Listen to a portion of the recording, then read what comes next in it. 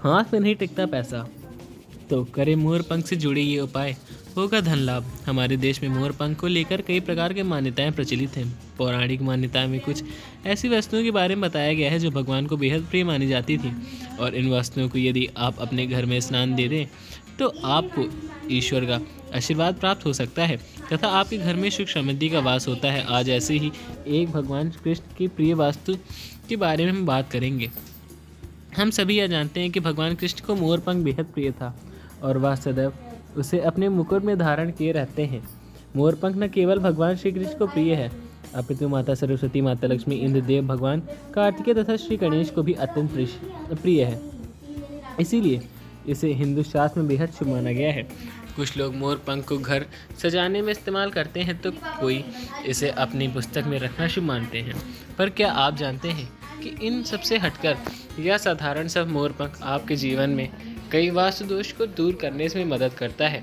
मोर पंख का महत्व वास्तु में भी बहुत खास माना गया है। आज हम आपको बात बताने जा रहे हैं कि घर में किन स्थानों पर मोर पंख लगाना शुभ माना जाता है और मोर पंख के किन उपायों से आप सुख संपत्ति और शांति पा सकते हैं। लेकिन उससे पहले अगर आप भी चाहते हैं कि लक्ष्मी माता का आशीर्वाद हमेशा आपके साथ बना रहे तो इस वीडियो को एक लाइक करके चैनल सब्सक्राइब जरूर करें और कमेंट बॉक्स में जय लक्ष्मी माता लिखना न भूलें। नंबर 1, किस दिशा में रखें मोर पंख। ज्योतिष शास्त्र के अनुसार मोर पंख से सभी देवी देवताओं और 9 ग्रहों का वास होता है, इसलिए इसे घर में रखने से घर की समृद्धि, लोगों से आर्थिक समृद्धि होती है। अन्य मान्यताओं के अनुसार यदि घर में मोर पंख हो तो किसी प्रकार का संकट नहीं आता, सुख शांति बना रहती है। वास्तुशास्त्र के अनुसार घर में मोर पंख को वैसे तो किसी भी कोने में रखा जा सकता है, लेकिन दक्षिण पूर्व दिशा में मोर पंख रखने से हमेशा बरकत बनी रहती है। ऐसा करने से घर में सुख समृद्धि आती है और वातावरण सकारात्मक भी बना रहता है। नंबर 2, फिजूल खर्ची रोकता है मोर पंख। यदि किसी व्यक्ति को फिजूल खर्ची की आदत है या फिर उसे पास पैसे नहीं टिक रहा है तो ऐसे में मोर पंख को अपने घर की पूजा स्थल में रखने से लाभ प्राप्त होता है। ऐसा माना जाता है कि पूजा घर या मंदिर में मोर पंख रखने से घर में बरकत आती है और परिवार के सदस्यों के बीच संबंध अच्छे बनते हैं। नंबर 3, काल सर्प दोष से मुक्ति दिलाता है मोर पंख। ज्योतिष शास्त्र की मान्यता है कि यदि किसी व्यक्ति की कुंडली में काल सर्प दोष है तो उस मोर पंख से जुड़े उपाय करने चाहिए। इसके अलावा व्यक्ति को अपने तकिए के नीचे 7 मोर पंख रखकर सोना चाहिए। नंबर 4, ऐसा दूर होगा वास्तु दोष। मोर पंख का एक उपाय आपके घर से हर प्रकार की वस्तु दोष को दूर कर सकता है। सोमवार के दिन 8 छोटे आकार के मोर पंख लें, सभी को एक साथ बांध दें और फिर इन्हें हाथ में लेकर ओम सोमाय नमः का जाप करें। इसके बाद इन मोर पंखों को घर की उत्तर या पूर्व दिशा के किसी कोने में लगा दें। ऐसे में वे बाहर से आने वाले लोगों को नज़र न आए। अगर घर में किसी भी तरह की वास्तु दोष है तो पूजा घर में ये 5 मोर पंख रखें। इस उपाय से नकारात्मक ऊर्जा दूर होती है और सुख शांति भी बनी रहती है। नंबर 5, मोर पंख को यहाँ जरूर रखें। मोर पंख का बना पंखा अपने घर की पूजा स्थल पर जरूर रखना चाहिए और रोजाना पूजा करने के बाद भगवान को इस पंखे से हवा देना जरूर चाहिए। भगवान की सेवा में खुद को समर्पित करने वाला यह उपाय आपकी मनोकामना पूर्ण जरूर करेगा। नंबर 6, क्षय ग्रह दोष करने के लिए अगर आप शनि की दशा परेशान हैं तो शनिवार को यह उपाय करने से राहत अवश्य मिलेगी।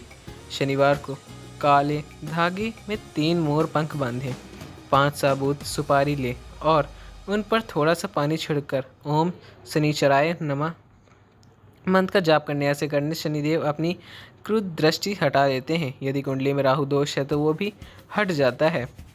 नंबर 7, लॉकर के पास रखें मोर पंख।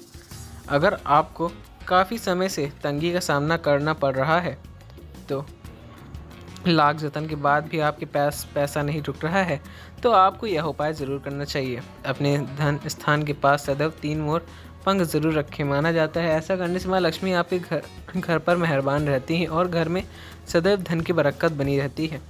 नंबर 8, ऐसा दूर रहेंगी नकारात्मक ऊर्जा। वास्तु के ऐसा माना जाता है कि घर में प्रवेश द्वार से ही नकारात्मक और सकारात्मक ऊर्जा घर में प्रवेश करती है। मुख्य द्वार पर मोर पंख लगाने से घर के अंदर किसी भी प्रकार की नकारात्मक ऊर्जा प्रवेश नहीं करती और नज़र दोष से भी रक्षा होता है।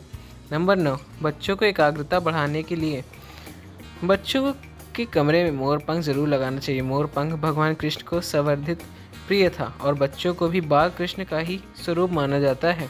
इसलिए जिस स्थान पर बच्चे पढ़ाई करते हैं वहाँ पर मोर पंख अवश्य लगाना चाहिए। ऐसा करने से उनकी एकाग्रता बढ़ती है और पाठ जल्दी याद होता है। वहीं पर कभी कभी बच्चे अचानक रोने लगते हैं, दूध नहीं पीते हैं और बीमार पड़ जाते हैं। मान्यता है कि यह बुरी नज़र के कारण होता है। बच्चों को नज़र दोष से बचाने के लिए मोर पंख को ताबीज़ में डालकर पहनाएं। इससे बुरी नज़र से रक्षा भी होती है। नंबर 10, इस उपाय से ख़त्म होंगे लड़ाई झगड़े। अगर आपके वैवाहिक जीवन में झगड़े रुकने का नाम नहीं ले रहे हैं तो यह उपाय करें। गृह कलेश से छुटकारा पाने के लिए अपने बेडरूम में मोर पंख लगाएं। ऐसा करने से दाम्पत्य जीवन में प्रेम बना रहेगा। नंबर 11, मोर पंख रखने से क्या है लाभ। हमेशा अपने पास मोर पंख रखने से व्यक्तित्व को जीवन में सफलता मिलती है। अपने सिरहाने मोर पंख रखकर सोने से डरवाने और डरावने सपने भी नहीं आते हैं। इस उपाय से राहु दोष समाप्त होता है और किसी भी काम में बाधा नहीं आती है। नंबर 12, धन लाभ के लिए मोरपंख का टोटका। एक मोरपंख का टोटका धन लाभ के लिए बहुत असरदार है। इसके लिए एक मोरपंख को राधा कृष्ण मंदिर में स्थापित करें, प्रतिदिन उसकी पूजा करें और फिर 40 दिन बाद इसे अपनी तिजोरी या धन के स्थान पर रख दें। ऐसा करने से धन की वृद्धि होती है और लंबे समय से रुके हुए काम भी पूरे हो जाते हैं। नंबर 13, दुश्मन पर जीत पाने के लिए यदि आप किसी विशेष व्यक्तित्व से परेशान हैं तो मंगलवार या शनिवार को मोरपंख पर हनुमान जी का मस्तक के सिंदूर से उसका नाम लिखें। रात भर इसे पूजा स्थान पर रखें और फिर अगली सुबह बहते पानी में प्रवाहित कर दें। ध्यान रखें यह प्रक्रिया गुप्त रूप से ही करें। दोस्तों, ये तमाम जानकारी जनरुचि को ध्यान में रखकर दी जा रही है। ज्योतिष और धर्म के उपाय व सलाहों को अपनी आस्था और विश्वास के आधार पर आजमाएं। वीडियो का उद्देश्य मात्र आपको बेहतर सलाह देने को है। चिंता में हम किसी प्रकार का कोई दावा नहीं करते हैं। दोस्तों, अगर आपको हमारी यह जानकारी अच्छी लगी हो तो वीडियो को एक लाइक करके चैनल को सब्सक्राइब जरूर करें। दोस्तों के साथ शेयर करना न भूलें। मिलते हैं आपको अगली नए वीडियो में, तब तक के लिए धन्यवाद। जय श्री राम, जय बजरंग बली।